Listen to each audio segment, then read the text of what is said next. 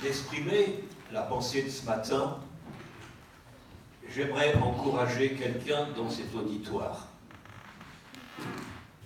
Anciennement, tu savais comment il fallait faire pour te décider. Tu savais quel était l'élément essentiel pour pouvoir bien mener ton chemin. Mais aujourd'hui, tu es devant une décision qui est à prendre.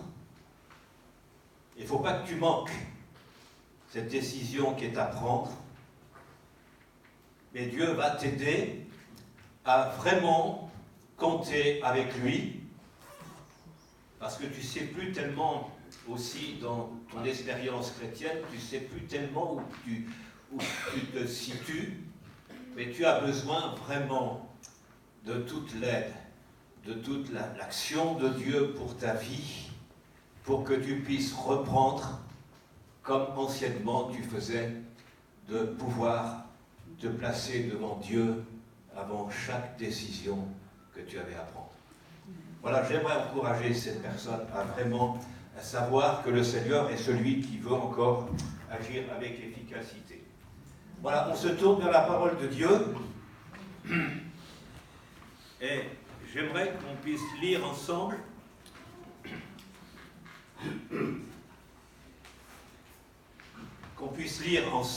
dans le psaume 37.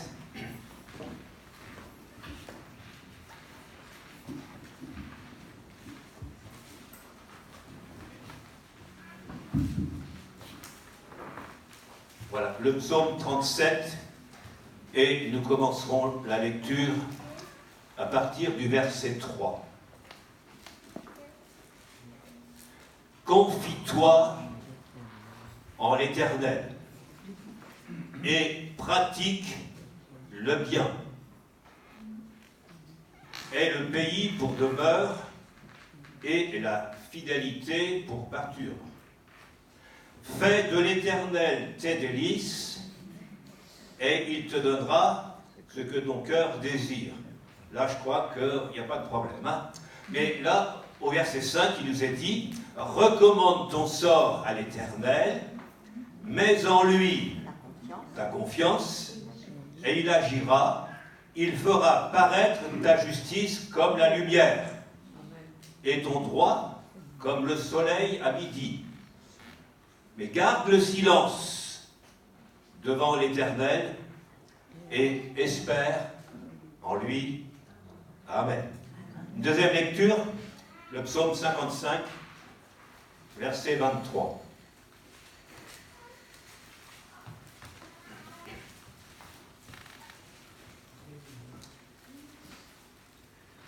Remets ton sort à l'Éternel et il te soutiendra. Il ne laissera jamais chanceler le juste. Et on dit Amen à ces lectures que nous venons de faire. Si nous nous sommes donnés au Seigneur et nous avons dit me voici, Seigneur, pour te suivre. Le départ a été vraiment un peu extraordinaire,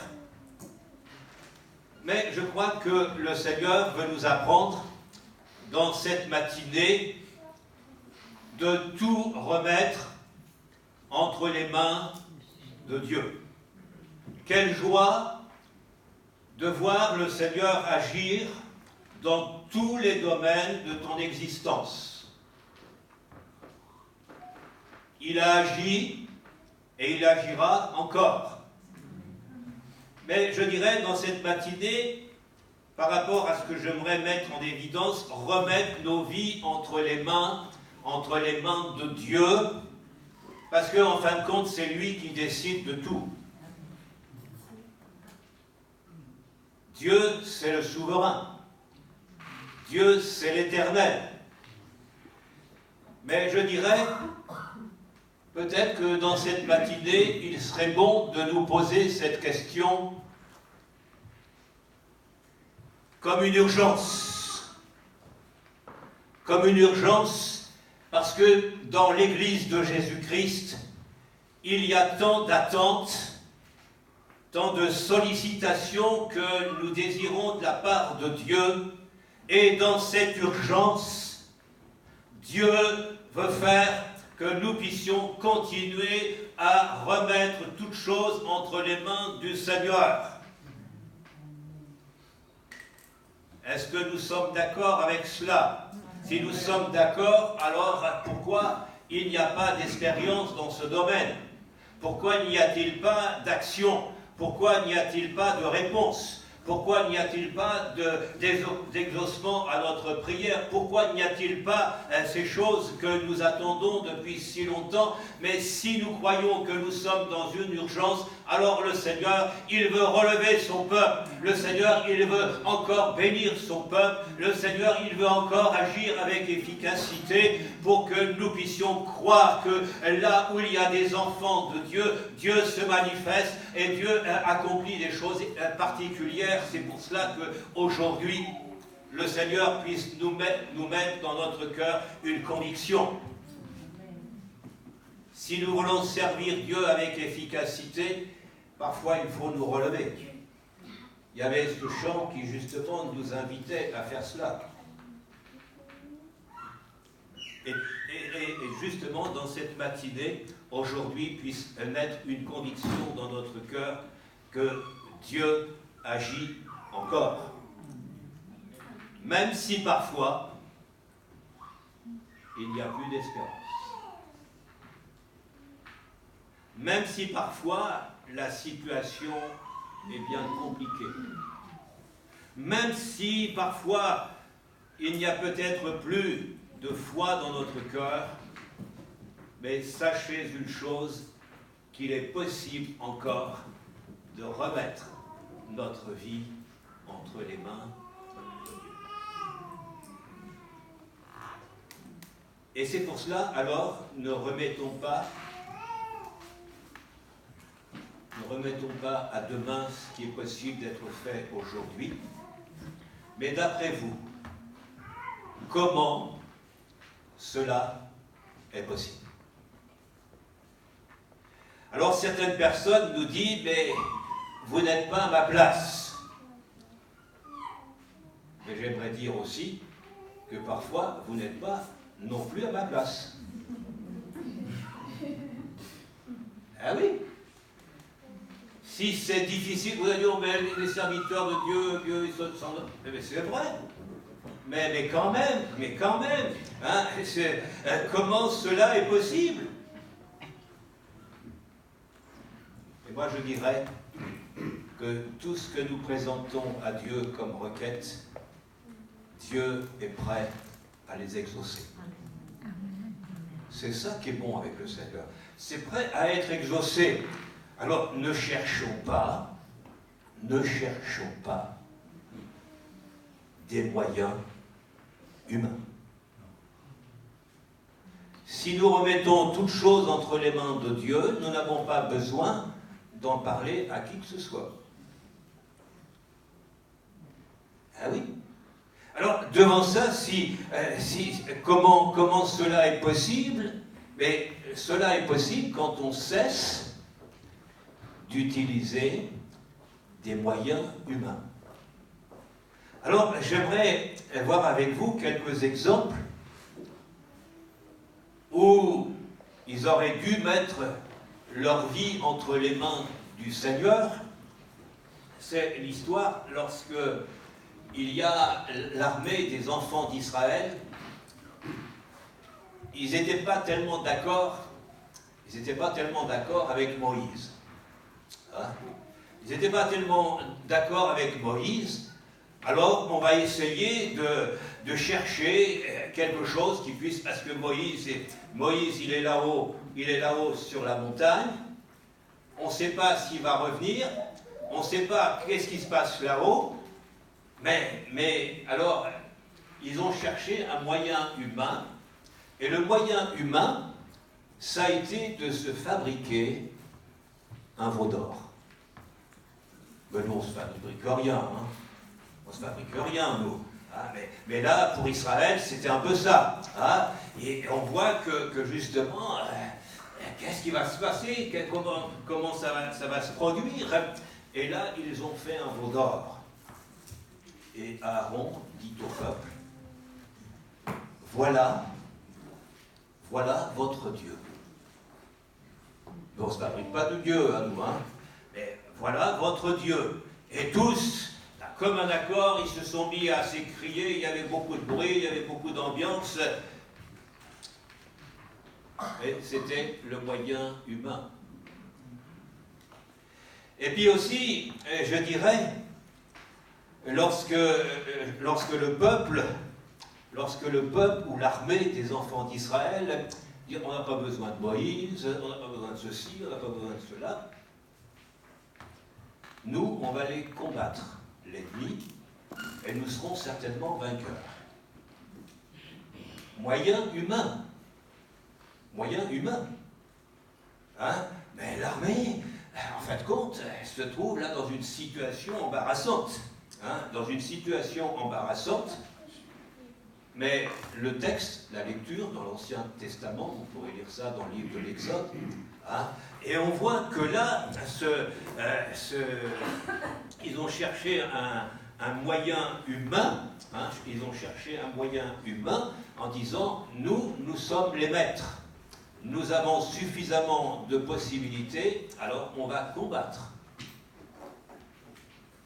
Mais ce n'était pas l'objectif de Dieu. Ce n'était pas l'objectif de Dieu, et là, ils sont partis à la guerre, et ils sont revenus, et il y en a plus de 100 000 qui sont décédés.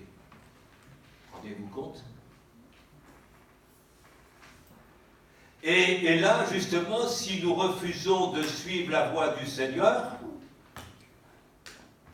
disons, et nous pouvons dire, c'est à nos risques et périls. Il faut être quand même clair. C'est à nos risques et périls. Alors, remettre chaque situation entre les mains de Dieu. Est-ce que nous sommes prêts à le faire? Souvent, quand on est dans l'embarras, hop, un coup de téléphone au pasteur, et puis, allô, pasteur, ça va pas, vous savez. Mais parfois, il serait bien de se placer devant le Seigneur et dire pourquoi ça ne va pas. C'est ça, quand même. Alors, chaque situation sont présentées à Dieu. Tout d'abord, nous remettons nos vies entre les mains de Dieu. Et c'est ce que nous avons fait pour la plupart. Nous avons accepté le Christ, et Christ habite notre vie, mais est-ce que nous le laissons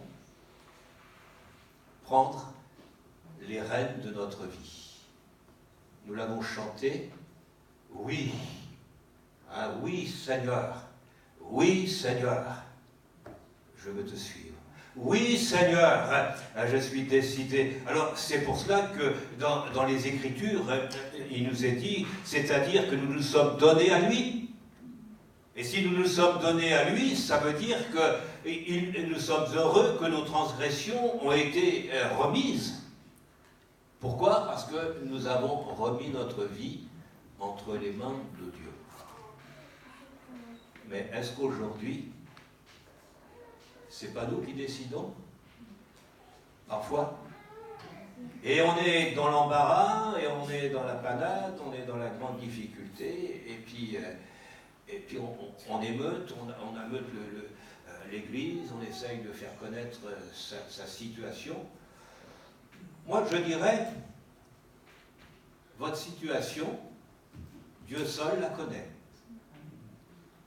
Et vous pouvez remettre votre vie entre les mains du Seigneur pour que lui puisse nous diriger. Et je pense qu'il y a plusieurs chants qui nous parlent de Christ, le règne de Christ, Christ habite en nous, etc. Mais que le Seigneur puisse nous aider. Alors pour terminer un petit peu ce point remettre notre vie entre les mains du Seigneur, nous parle de certaines situations, comment Dieu est intervenu amplement. Et nous avons un exemple lorsque la vie d'Élisée était en suspens. Il y avait l'armée ennemie, et puis là, pendant la nuit, ils sont venus s'installer autour où Élisée se trouvait. Ils sont venus s'installer, et là, ils voulaient faire que Élisée puisse mourir. Mais en fin de compte, il a remis sa vie entre les mains de l'Éternel, et il savait que ceux qui étaient avec Élisée étaient plus nombreux que ceux qui étaient en face de l'armée ennemie. Mais il a quand même fallu que Élisée puisse prier pour son serviteur, pour que le Seigneur lui ouvre les yeux. Croyez-vous pas que parfois, on a besoin d'avoir les yeux ouverts? Parce que parfois, on est aveugle. Mais là, on voit que Élisée, sa vie était menacée, mais il avait l'assurance. Il avait l'assurance qu'il dépendait de Dieu. Est-ce que nous avons la même assurance? Si nous l'avons, on peut dire Alléluia, mais si nous ne l'avons pas, ça serait nécessaire de pouvoir trouver en l'Éternel, justement, de quoi avoir une assurance que nous avons remis notre vie entre les mains de Dieu. C'est comme un peu les disciples. Lorsque Jésus leur dit d'aller de l'autre côté du lac. Et Jésus, lui, il est sur le haut du sommet, et il invoque, il prie le Seigneur. Et puis tout d'un coup, il a eu les yeux ouverts, et puis il a vu que les disciples avaient du mal à ramer. Ils avaient du mal à ramer, ils avaient du mal à avancer. Parce que la Bible nous dit, car les vents étaient contraires. Il se peut que toi aussi, tu rencontres des vents contraires. Mais on voit que tout d'un coup, quelqu'un qui est en train de marcher sur l'eau. Il croyait que c'était un fantôme, il croyait que c'était quelqu'un un peu bizarre, qui avançait.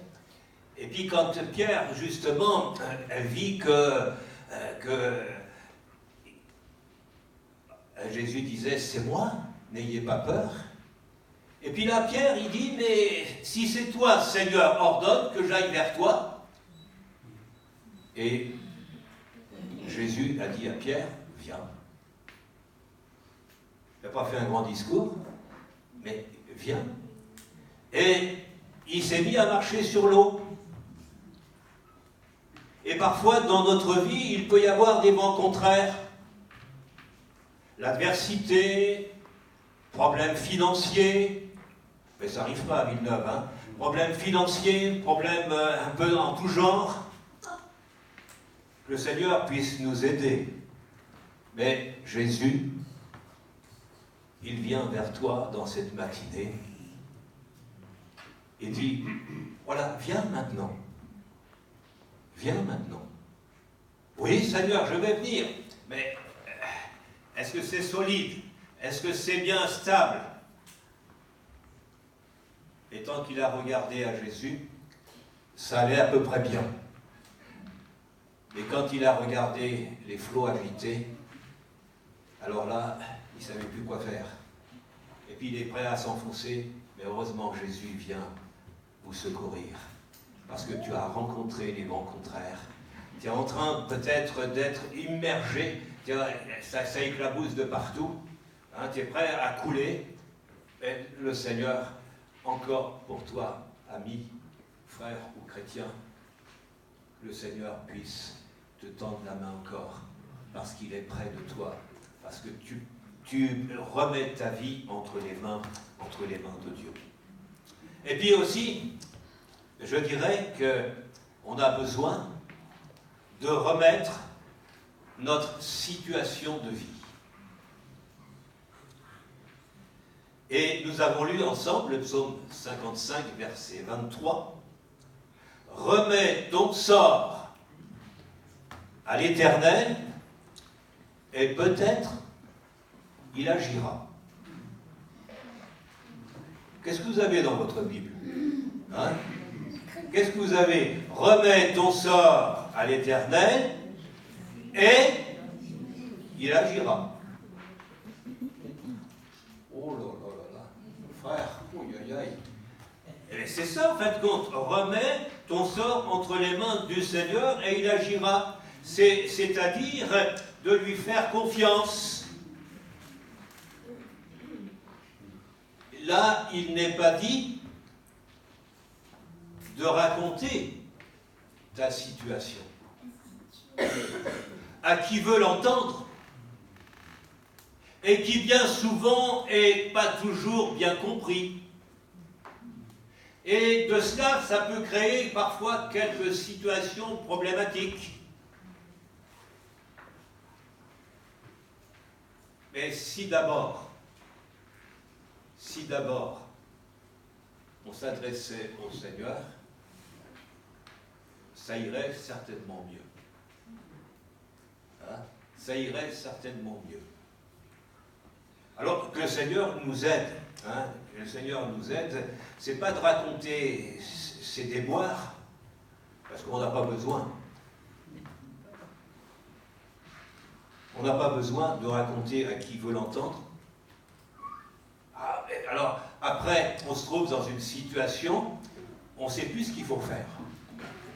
On ne sait plus ce qu'il faut faire parce qu'en racontant un peu les choses à diverses personnes, alors il y en a une qui va vous dire il faut faire comme ça, l'autre va te dire il faut faire comme ça, l'autre va te dire mais c'est comme ça, c'est pas autrement, et puis après on est embrouillé et puis on est dans la déprime.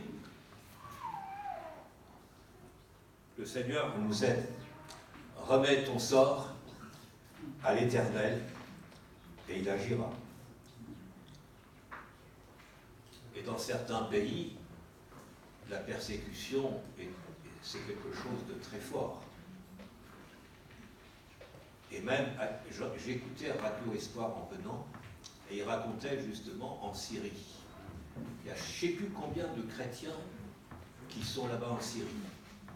Et par rapport à la guerre, 40 000. c'est 40 000, hein, c'est ça. 40 000.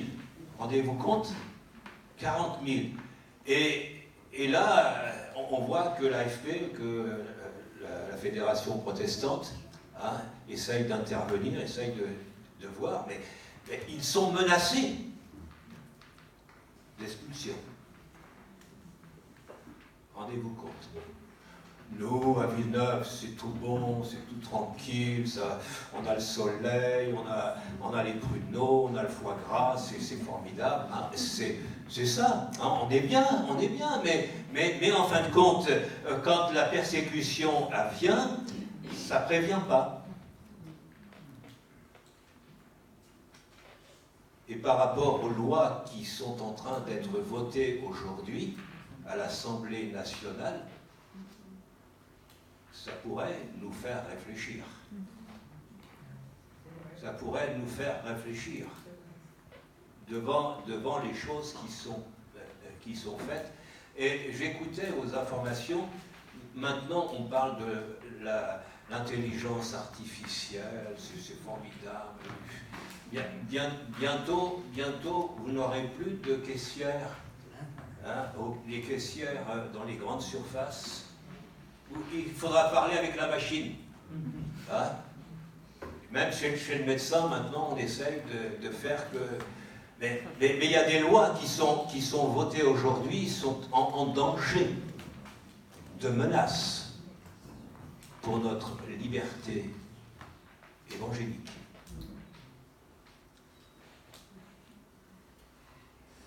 Ça vous fait peut-être peur ce que je dis, mais c'est la réalité. C'est la réalité. Alors, devant cela, je crois, remettons notre situation de vie entre les mains du Seigneur. Et on voit, lorsqu'il y a eu la persécution dans l'Église primitive, il y a Pierre et Jean, on les met en prison. Et dans certains pays, ça existe. Même, on fait même la peine de mort, pour certains. Mais là, Pierre, dans sa prison, l'Église ne cessait d'adresser à Dieu des prières.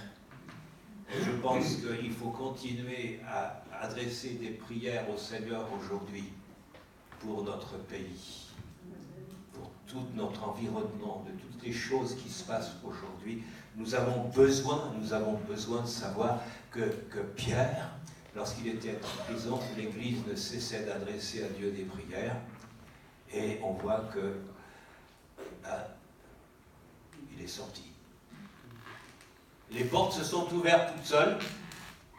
Alors vous allez me dire, c'est peut-être de la science-fiction, mais quand même, Pierre est sorti. Après ce temps de persécution, il est sorti plus que vainqueur. Alors ça vaut quand même la peine de savoir que le Seigneur puisse nous aider aussi lorsque nous lui remettons notre situation de vie. Si tu es malade, les meurtrissures de Jésus sont là pour te guérir.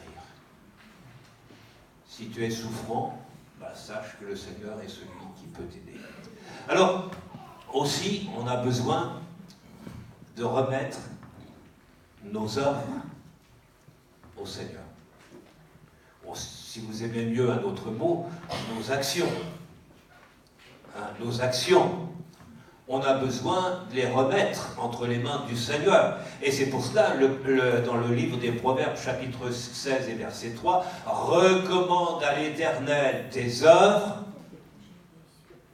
et tes succès vont réussir. » Non, il ne nous a pas dit ça. Il nous a dit « Recommande à l'Éternel tes œuvres et tes projets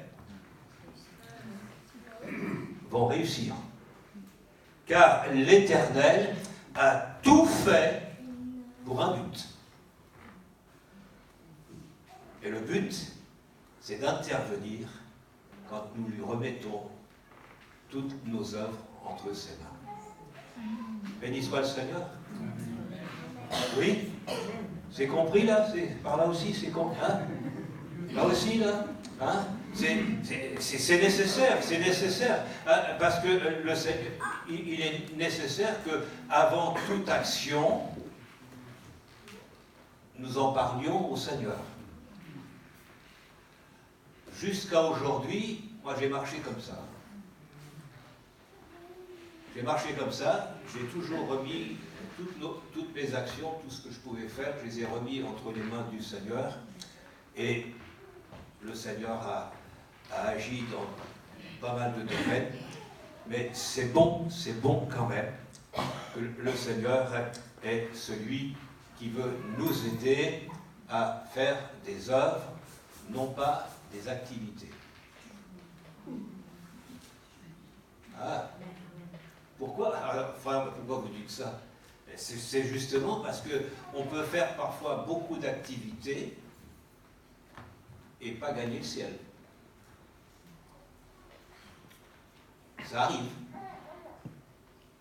Que le Seigneur nous garde, que le Seigneur puisse travailler avec nous. Mais quelle action dans les évangiles quand on se confie à Dieu? Regardez le résultat.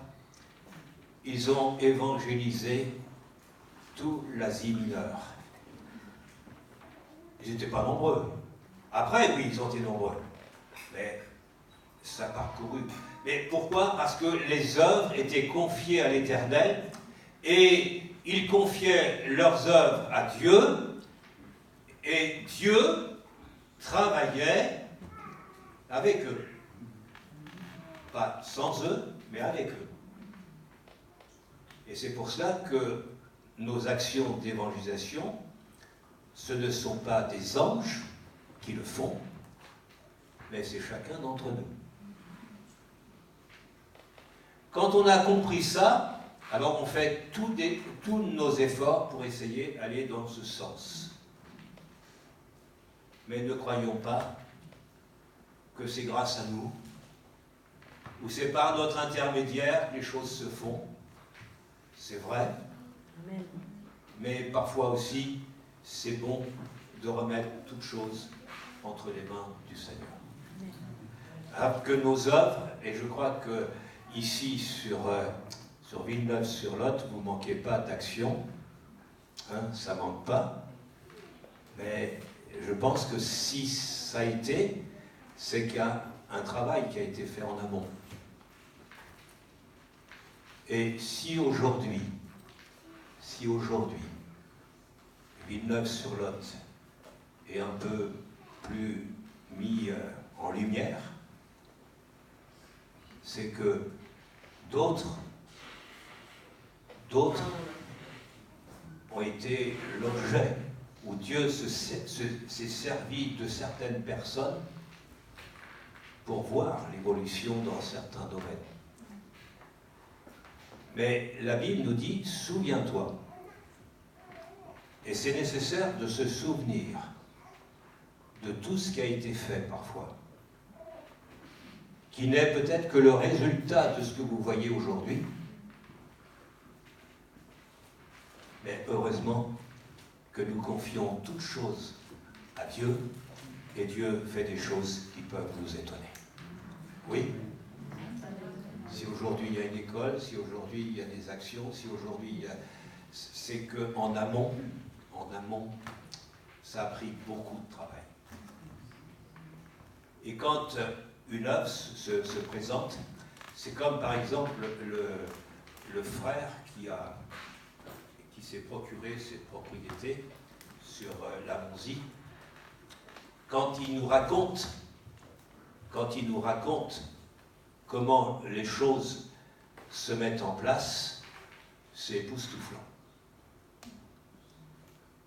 C'est époustouflant. Et lors de la transaction, il était là avec l'agent d'affaires, et puis l'agent d'affaires lui dit « Combien vous voulez donner pour cette propriété ?» Il y a quand même un bâtiment immense, 1 hectare de terrain, et le frère en question, il dit, voilà, à peu près 250 000 euros. Alors, la personne qui était en face de lui, il lui dit, ok, on signe. Rendez-vous compte? Et c'est une propriété aisément qui vaut le quadruple. Ah ouais. Tout est installé, il n'y a rien à faire. C'est extraordinaire. Mais quand il y a la main de Dieu, lorsque quelque chose se met en place, c'est qu'ils ont remis leur projet entre les mains de Dieu, et Dieu fait que ça se passe bien. Et c'est pour ça qu'on a le privilège de monter un chapiteau là-bas. On a fait... Ça m'a rappelé que lorsque j'avais 20 ans, quand on faisait les campagnes sous la tente, c'était formidable. Hein, mais pourquoi je dis cela? Pour que justement on puisse comprendre que quand on remet toute chose entre les mains de Dieu, il y a quelque chose qui se passe. Ça ne peut pas être autrement. Alors aussi, j'aimerais voir que parfois aussi on a besoin de remettre au Seigneur tout ce qui pèse sur nos cœurs. Le cœur est parfois dans le chagrin, parfois dans l'appréhension, et ça pèse beaucoup, ça fait mal, on n'y voit pas trop clair, mais que le Seigneur nous aide. Voilà, que le Seigneur nous aide à vraiment tout remettre entre les mains de Dieu. La conclusion que je pourrais donner à cela dans cette matinée, continuez à faire confiance à celui qui nous a sauvés. Continuons à lui faire confiance. Mais vous allez dire, frère, ce que vous avez dit, je le vis. Ce que vous avez dit, j'en fais l'expérience tous les jours. Mais que Dieu puisse nous aider à vraiment aller dans ce sens. Et on va courber nos fronts et demander au Seigneur sa bénédiction. Si par exemple vous avez aussi une situation familiale compliquée, remettez cela entre les mains de Dieu. Et Dieu, lui, fait le reste. Hein? Sinon, on veut mettre un peu des actions humaines, des conceptions humaines, ça ne va pas trop loin. Mais on va courber nos fronts. Et puis peut-être que ce matin, si quelques personnes ont été interpellées parce que j'ai pu exprimer dans cette matinée, mais remettons notre vie entre les mains de Dieu.